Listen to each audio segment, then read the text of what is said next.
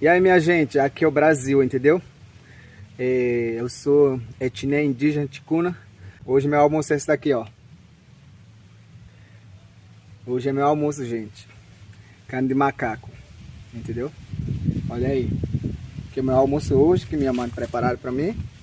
E eu acabei de chegar. E é assim que funciona aqui em Amazonas, minha gente.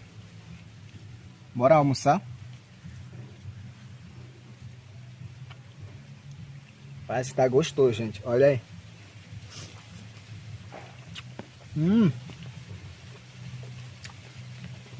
Muito bom. É meu almoço, ó. Muito gostoso, gente. Delícia. É o almoço desse daqui, ó.